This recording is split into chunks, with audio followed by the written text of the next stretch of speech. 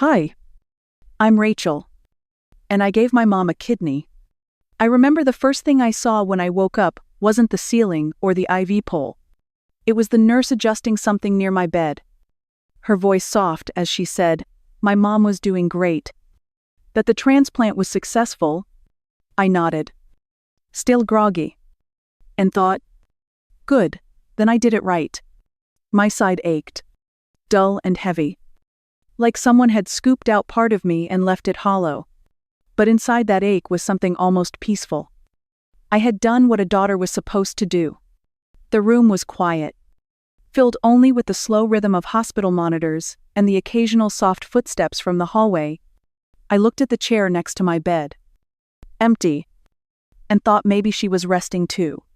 She'd been so scared, leading up to the surgery, even if she barely showed it. I remembered how she touched my face the night before. Her voice unusually gentle as she said she was proud of me. I had held on to that moment for weeks. It felt rare, precious, like finally earning a piece of her warmth that always seemed just out of reach. The doctors said everything had gone smoothly, that the kidney had started functioning almost immediately, that I was a match in more ways than just biology. Later, as I lay there staring at the pale walls and trying to ignore the throbbing in my side, I felt something strange. Not joy. Not exactly. But something like relief. Like maybe now I had done enough. Maybe this would finally be the thing that proved I belonged. That I wasn't just the one who always did what was needed. That I was seen. Not just useful. I had always done what made sense. What was smart. What helped. It was how I kept the peace. How I avoided being a burden. But this was more than helpful. This was personal. Visceral. A piece of me literally living inside her now. And that had to mean something. I closed my eyes that night believing, maybe for the first time, that she would see me differently now. Not just practical Rachel. Not just the strong one. The quiet one. But her daughter. The one who gave her more than she ever asked for. I fell asleep thinking I had finally done the one thing she could never ignore. I thought I had given her a reason to love me. 2 weeks after the surgery, we went to brunch. It was my mom's idea. Her way of celebrating a smooth recovery. She looked radiant, sipping chamomile tea like she hadn't just had a major organ transplant. We were at her favorite spot. All white linens and polite conversation. Haley was late. As usual, I sat across from Mom, still moving slowly, still sore every time I shifted in my seat. She looked perfectly fine, better than fine. The server brought our food, and Mom dabbed at her mouth delicately with a linen napkin. The surgery went beautifully, she said, nodding like it had been her own success. She mentioned the doctors being impressed by her resilience, how her new kidney started working immediately. I smiled weakly and said I was glad. Then, she said something that made my fork freeze in midair. Royals already updated all the paperwork. I blinked, unsure what paperwork she meant. She waved her hand lightly. The will. Dear. Just some necessary changes now that things are settled. I thought I'd misheard her. The will, I said I was just glad she was feeling better. That's when she leaned forward slightly, her voice lower. You've already contributed. Rachel. The kidney. That was your inheritance. In a way. Something cracked deep in my chest. I set my fork down slowly. I'm sorry. What, don't make a scene? She whispered, without looking up. Her tone had that soft edge she used whenever I was about to embarrass her by reacting like a human being. Haley finally breezed in. Makeup flawless. Het designer handbag sliding off her arm. Sorry. The contractor at the lake house was a nightmare this morning. She kissed Mom's cheek, then slid into her chair with all the ease in the world. The lake house. My favorite place growing up. Our dad taught us how to fish off the dock there before he disappeared. I used to dream of taking my own kids there someday. But apparently that dream belonged to Haley now. Tell her about your renovation plans. Mom beamed. Ailey lit up, diving into details about imported tile, European light fixtures, and opening up the kitchen space. I couldn't speak. I couldn't breathe. I looked at the woman who raised me and realized I didn't recognize her at all. While they chatted about quartz counters and paint colors, my stomach twisted. My side still throbbed from the surgery. The wound hadn't even fully healed. And already the sacrifice was being filed away like an old receipt. I excused myself before the tears could surface. The powder room was too bright. The mirror too honest. I gripped the edge of the sink and stared at my reflection. I looked pale. Tired. Like someone who'd been carved into. Behind me. The door cracked open. Their voices filtered in. She'll understand eventually. Mom said, Haley needs the security more. You know how Rachel is. So practical. Haley laughed softly. True. And she has that accounting job. She'll be fine. I waited until they were gone. Then slipped out the back of the restaurant. I ignored the texts that started arriving almost immediately. One from Mom. One from Haley. Asking if I was okay. Asking if I'd overreacted. My apartment felt like a foreign country when I got home. I sat alone on the couch, surrounded by get-well cards from coworkers who thought I'd had a simple appendectomy. That had been Mom's cover story. Less drama that way. Less explanation. The buzzer rang downstairs. The doorman said I had a delivery. Just an envelope. No return address. I opened it with shaky hands. Inside were legal documents. Pages of her new will. My name appeared once. Neatly crossed out. There was no note. No explanation. Just a clean line through decades of being the responsible one. The steady one. The one who stayed. My phone lit up again. Haley this time. Hey. About brunch. Mom's worried you're upset. Maybe we can do dinner and talk. Her concern felt thin. Like a coat of gloss over something sharp. I stared at her message.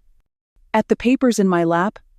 At the long list of things I'd done for a family that had just filed me under former asset. Something shifted inside me then. A hollow space. Raw and sore. Where a kidney used to be.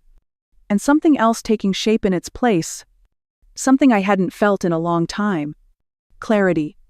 Growing up, I was always the practical one. That's what Mom called it. Practical. Sensible. Independent. Those were the words she used when she wanted to praise me, without really praising me. They sounded like compliments. But they felt like distance. Like little barriers built between us to keep me useful but not close. When I turned 27 and got engaged to James, Mom offered to pay for the wedding. She wanted the big event. The dress fittings.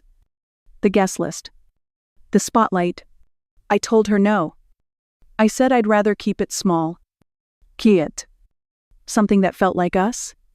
What I didn't say was that I knew her money came with strings. Always knotted tight around the neck. James understood that. It was one of the reasons she never liked him. He saw through things. After I called off the engagement months later, she didn't ask how I was doing. She just said, well, at least you didn't waste our money. Like I was an investment that had narrowly avoided going under. Last weekend, Haley and I were helping Mom sort through boxes in the attic of the old house. Dust hung in the air like silence. And everything smelled faintly of cedar and the past. Haley had turned it into a nostalgia parade. Flipping through albums and squealing over old costumes and birthday cards. I was sorting through a box of linens when I heard it. You really think she's okay with the will? Haley asked. She'll adjust. Mom said. Rachel's always been the independent one. She doesn't need security the way you do. Need. I thought. Like love and loyalty were currency I hadn't earned enough of. Besides, Mom continued. She's contributed what she could. She's already given. Already given. The words echoed in my skull. Not appreciated. Not loved. Given. Like an organ harvested and logged in a spreadsheet. Haley laughed. You're not wrong. Rachel's always been weirdly self-contained. Like she never really needed us. That wasn't true.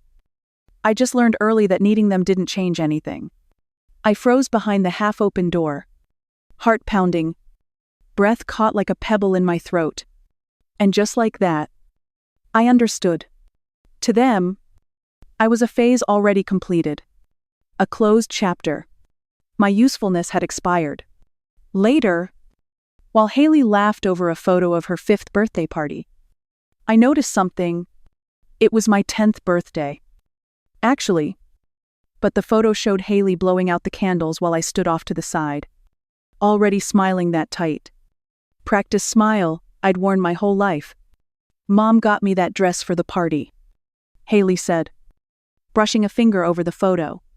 Actually, I said quietly, Dad bought it for me. Mom just thought it looked better on you. She waved it off. Well, you were always the more practical one. Even back then. The more practical one. The more disposable one. I didn't say anything else. I didn't trust my voice. I stepped away, pretending to look for something in another box. But really, I just needed space. I needed to breathe. I needed to stop shaking. In the corner of the attic was a box labeled R. 1998, 2004. I opened it and found a few school certificates. A broken trophy. Some notebooks. Nothing like Haley's boxes downstairs. No baby shoes. No framed artwork. No dried corsages from homecoming dances. Just pieces of me they didn't know what to do with. At the very bottom was a single photo. Half-torn. Of me sitting by the lake house dock. I must have been 13. I was looking at the water. Not the camera. In the background. Blurred and bright. Haley was laughing. It felt like a metaphor. I held the photo in my hand, staring at me younger self. So sure that if I stayed steady, stayed helpful, stayed quiet, someday, I'd be seen.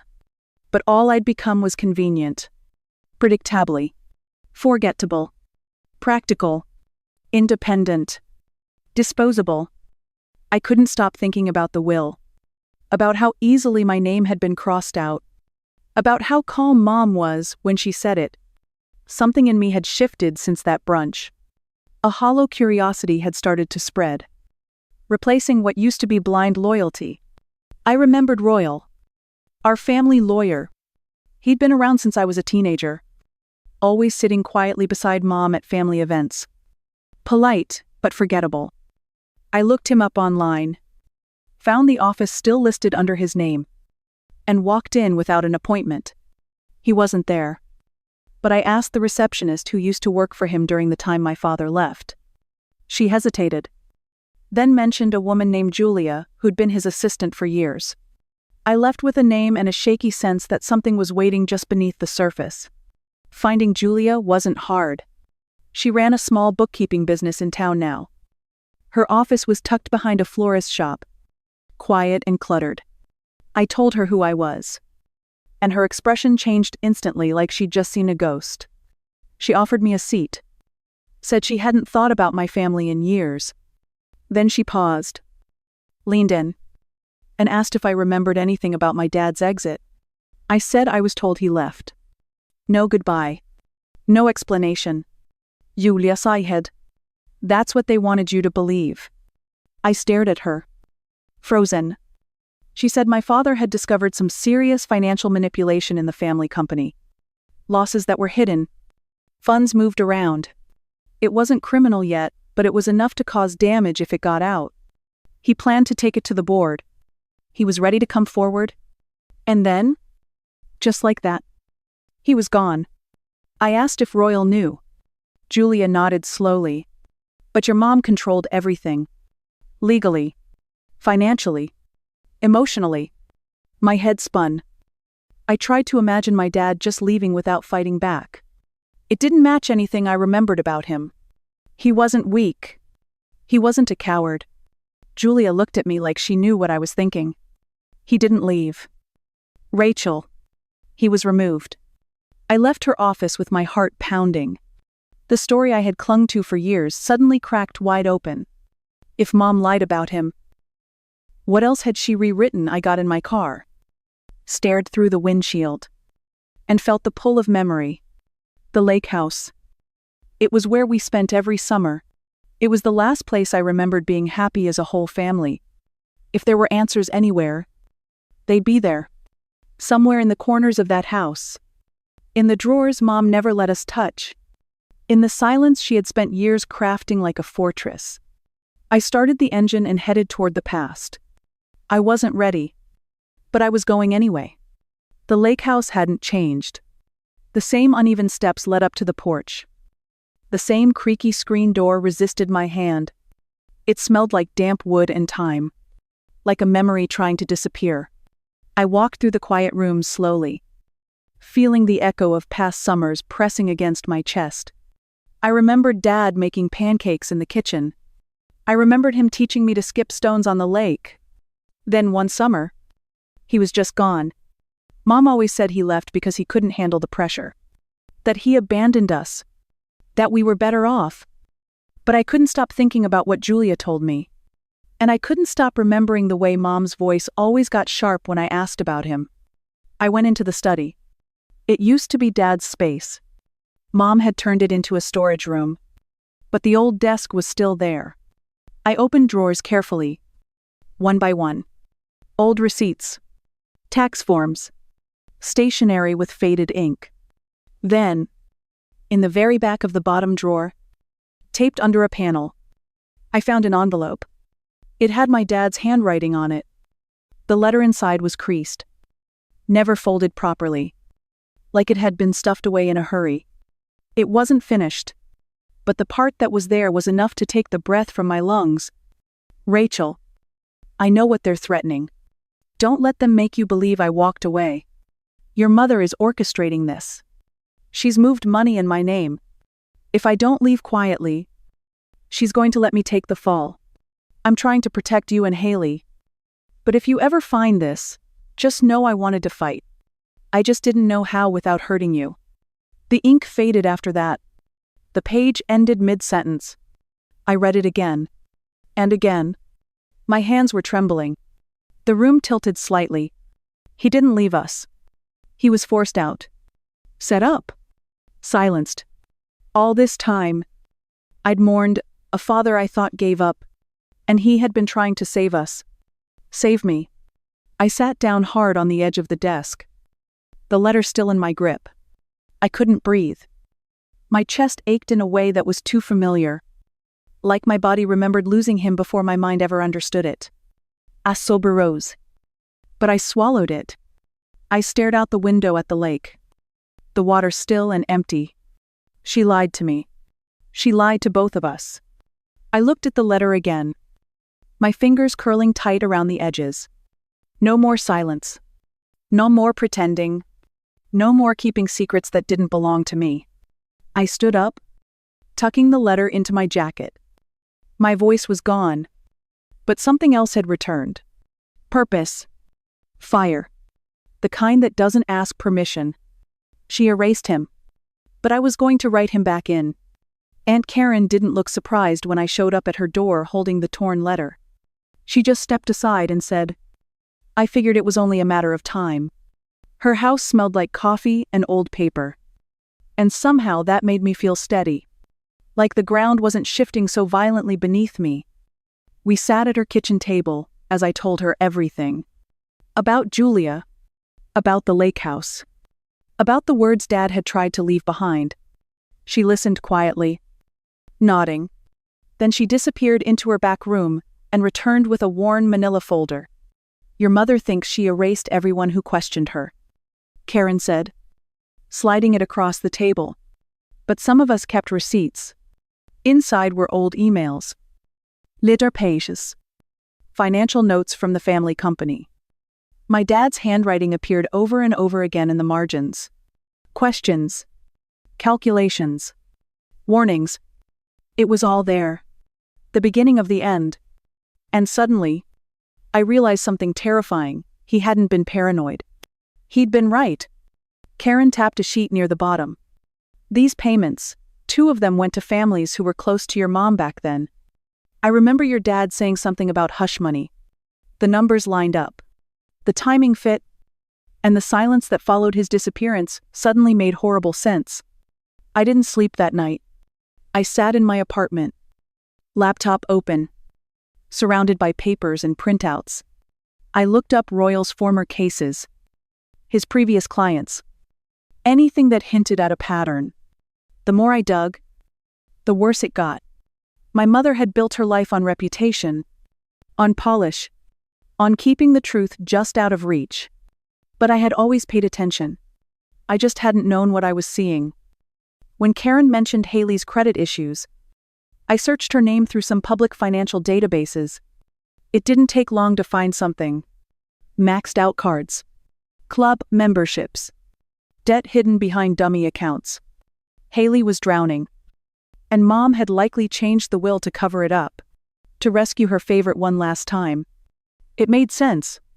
I was too steady to crash, too boring to ruin the picture, so I could be erased. But now, I had all the pieces. I had the letter, the financials, the debt trail. I even had someone on the inside. Sarah, Royal's current assistant, had been quietly helping me gather timelines and confirm dates. She'd overheard too many conversations to pretend anymore. And then the invitation arrived. A printed card in a gold envelope. A celebration of Mom's recovery. A party. A speech. One final show of family perfection. I held it in my hand, rereading the note inside. I could hear her voice in it. I'd love for you to say a few words. Rachel. Keep it short and appropriate. They were giving me a microphone. A room full of people. A camera crew. Friends. Reporters. The perfect setting. Karen looked at me as I set the envelope down. So what are you going to do? I smiled for the first time in days. They taught me to stay silent. But they forgot who I learned from. The ballroom sparkled with chandeliers and carefully curated smiles. Every corner gleamed with practiced elegance. Waiters moved like clockwork. And the string quartet in the corner played something soft and unmemorable. Cameras flashed. Guests toasted. Mom stood near the stage, beaming in a designer gown, soaking up every compliment like sunshine. Addison hovered nearby, directing photographers to her good side. I stood just out of frame, holding the speech they thought I would give. The one that thanked everyone for their support. The one that kept the peace. When the MC called my name, polite applause followed. I walked up the steps slowly, heels silent on the carpeted stage. Mom smiled at me, expectant and proud. Addison barely looked up from her phone. Thank you. I began, taking the mic. I glanced at my family and then at the crowd. You all look lovely tonight. You really do. It's a perfect evening for celebrating someone who's made such a miraculous recovery. I paused, letting the air shift. When I was 10, my father bought me a white dress. Simple, but I loved it. On the day of my birthday party, that dress disappeared. It reappeared on my little sister. Mom said it looked better on her. I didn't complain. I smiled for the photos. Because in this family, appearances matter more than the truth. There were murmurs. Soft at first. People glanced at one another. I continued. 2 months ago, I gave my mother a kidney. 1 month later, I found out she had removed me from her will. Not in anger. Just efficiently. She told me I'd already contributed. That my organ was my inheritance. Silence. Not even a fork clinked. That hurt. But it's not the deepest wound. Not even close. Because what I found after that changes everything. I held up a folded letter, slowly unfolding it with both hands. This was written by my father, the man who supposedly abandoned us, the man Mom told everyone simply walked away. In this letter, he begs not to be framed. He writes that she threatened to blame him for financial crimes unless he left without a fight. Gasps. One woman dropped her wine glass. There's more. There are records. Documents that show how funds were moved. Witnesses who confirm what happened. And a lawyer Royal who helped cover it all up. Not just then. Recently too. When the will was changed. When my name was erased because my sister threatened to expose her own secrets unless I was cut out completely.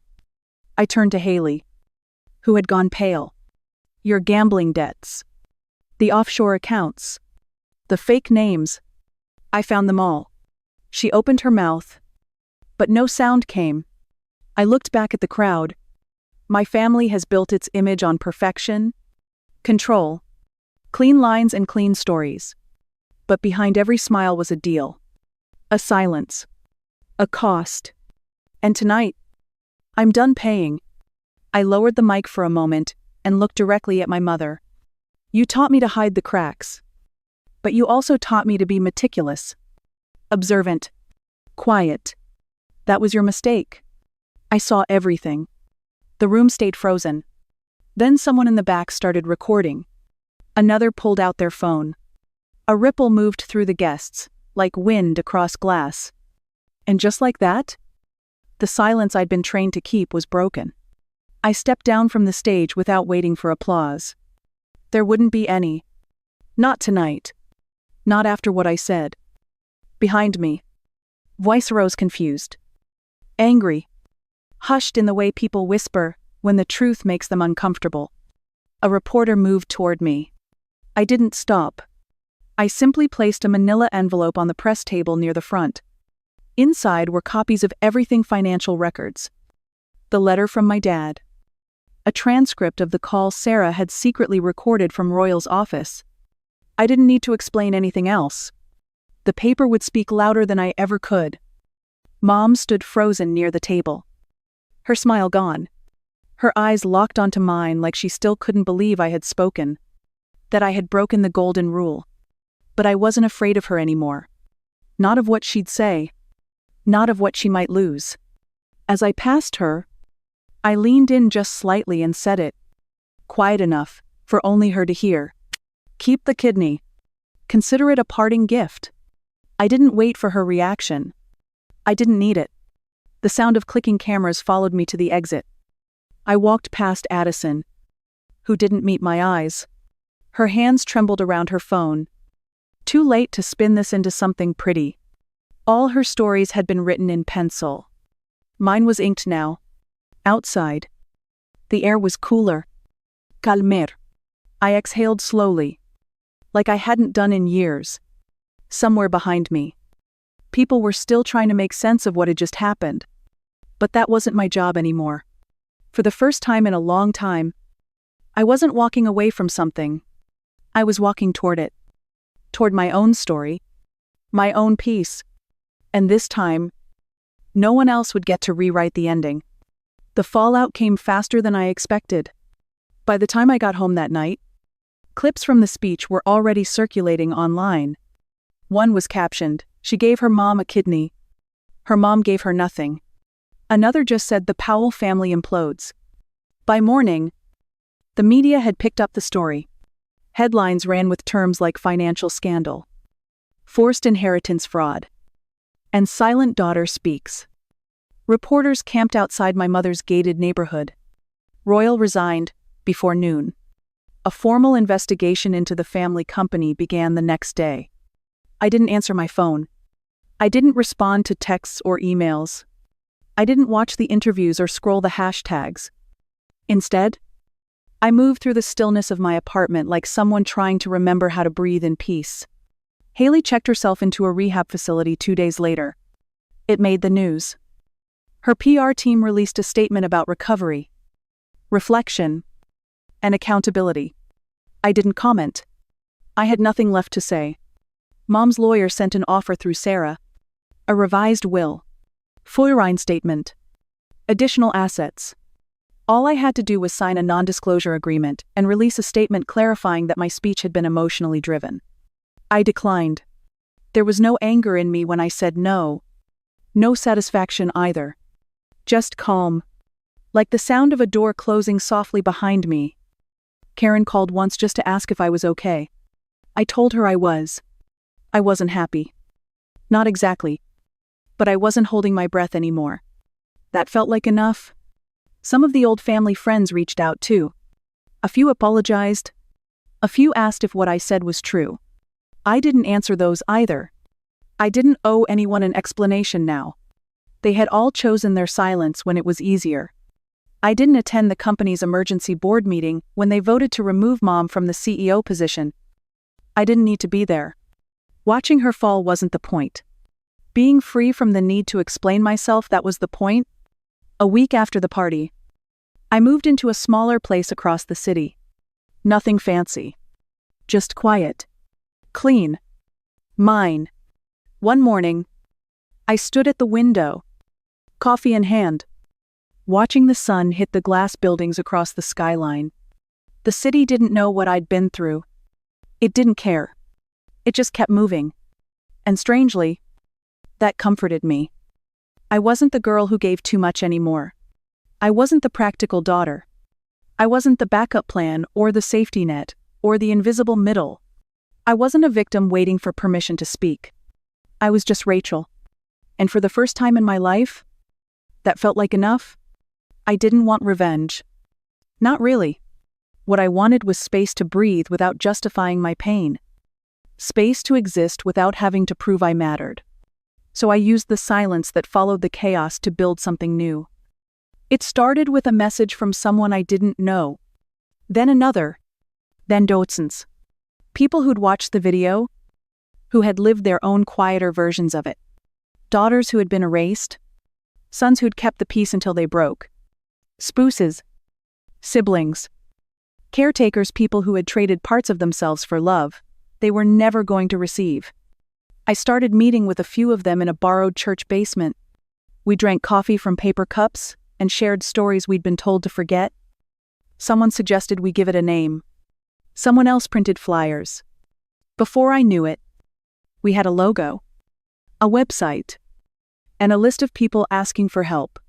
I called it Second Thread, because sometimes the first version of your life isn't the one you get to keep. Sometimes you have to stitch a new one from what's left. I didn't make any grand speeches or launch a public foundation. It wasn't about that. It was about people walking into a room and realizing they weren't the only ones. That what happened to them had a name. That they weren't alone. Karen helped when she could. She sat in the back during the first few meetings, passing tissues and cookies around, like she'd been waiting for this her whole life. I think she had. One evening, she handed me a box. It was old and weathered, held closed with a rubber band. I found this tucked in with the rest of your dad's things, she said. Thought maybe you were ready. Inside was a notebook. The cover was soft from use. My dad's handwriting covered every page. Some entries were long. Others were barely a sentence. There were notes about fishing, about work, about the girls, his word for us. But mostly, there were pieces of him.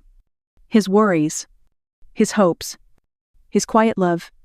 I sat on the couch that night and read until my eyes burned. The window beside me was cracked open, and the breeze carried in the smell of spring. My apartment was still bare, still new, but it felt like mine. On the shelf across the room was Dad's old fishing hat. Karen had sent it with the box, wrapped in tissue paper. I hadn't worn it. I didn't plan to, but I kept it there as a reminder. Of him. Of who I used to be. Of everything I had survived. I closed the journal gently and rested it on my lap. The city lights blinked outside like they had their own language. Somewhere out there, people were still telling the old stories. Still rewriting truth into something easier to live with. But not me. Not anymore. They wrote me out of their story. So I wrote my own.